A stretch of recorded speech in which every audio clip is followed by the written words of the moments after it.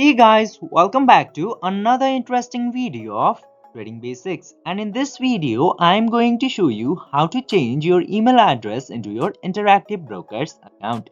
So without any further ado, let's dive right into this exciting video.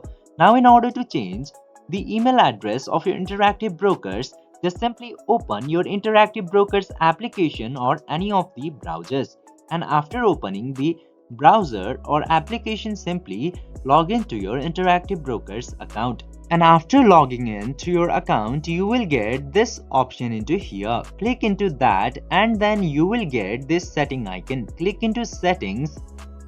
Then after clicking into settings, you will get so many options into here.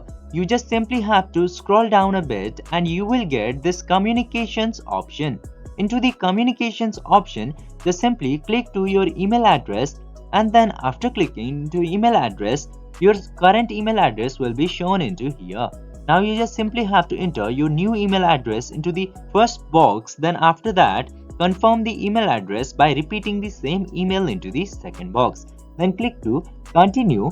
After doing this very easy step, your email address into the Interactive Brokers will be changed successfully.